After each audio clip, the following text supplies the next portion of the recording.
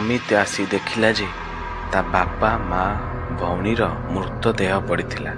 ଆଉ ସେମାନଙ୍କର କିଏ ବେକକୁ କାଟି ହତ୍ୟା କରିଥିଲା। ନିଜ ପରିବାରର ଏପରି ଅବସ୍ଥା ଦେଖି ଅମିତ ଭୟରେ ଥରୁଥିଲା। ଆଉ କାନ୍ଦି କାନ୍ଦି କହିଲା, ଏସବୁ କେମିତି ହେଲା? ଆଉ ଏସବୁ କିଏ କଲା? ସେତିକି ବେଳେ ତାଙ୍କ ଗାଁର ଜଣେ ଲୋକ କହିଲା କି, ଆଜି ତୋ ବାପା ଛୁରୀରେ ତୋ ମା'ର ଆଉ ଭଉଣୀର ବେକ କାଟିକି ହତ୍ୟା କରିଦେଇଛି। ତାପରେ ନିଜେ ନିଜର ମଧ୍ୟ ବେକ କାଟିଦେଲା। ଅମିତ କହିଲା, ହେଲେ ମୋ ବାପା ଏପରି କ'ଣ ପାଇଁ କରିବେ? ଲୋକଟି କହିଲା, ତୁ ବୋଧେ ତୋ ବାପାଙ୍କୁ ବାଧ୍ୟ କରିଥିଲୁ ଏପରି କରିବା ପାଇଁ, ନହେଲେ ସେ ତ ବହୁତ ଭଲ ଲୋକ, ସେ ଏପରି କ'ଣ ପାଇଁ କରିବେ? ଅମିତ କହିଲା, ଛୋଟବେଳୁ ମୁଁ କେବେ ମୋ ବାପାଙ୍କୁ କିଛି କହିନି, ଆଉ ତମେ ମୋତେ ଦୋଷ ଦେଉଛ? ଲୋକଟି କହିଲା, ହଁ ତୁ ହିଁ ବାଧ୍ୟ କରିଛୁ। ତାପରେ ଲୋକଟି ଅମିତକୁ ଗୋଟେ ଛୁରୀ ଦେଲା ଆଉ କହିଲା, ଏଇ ଛୁରୀ ନେ, ଆଉ ତୋ ବାପର ପ୍ରାୟଶ୍ଚିତ କର। ଆଉ ତୁ ଏକା ବି ଏ ଦୁନିଆରେ ବଞ୍ଚିକି କ'ଣ କରିବୁ?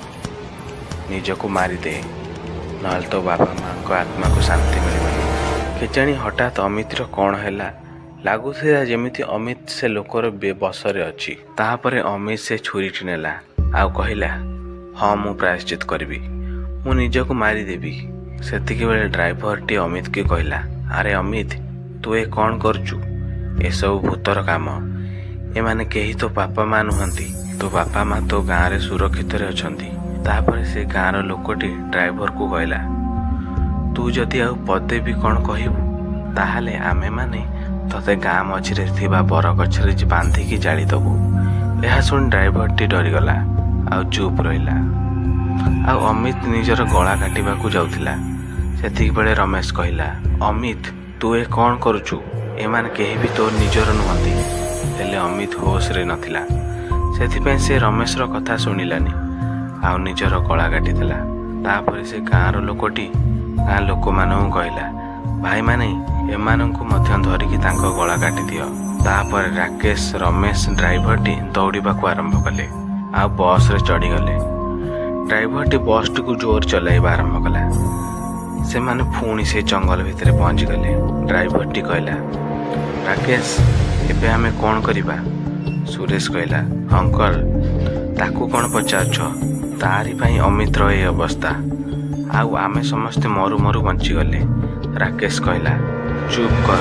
ଆମେ ସମସ୍ତେ ତାକୁ ବଞ୍ଚାଇବାକୁ ଚେଷ୍ଟା କଲେ, ହେଲେ ସେ ହୋସରେ ନଥିଲା। ସେଥିପାଇଁ ସେ ନିଜ ବେକ ନିଜ କାଟିଦେଲା। ଆଉ ଏଥିରେ ମୋର କିଛି ବି ଭୁଲ ନାହିଁ।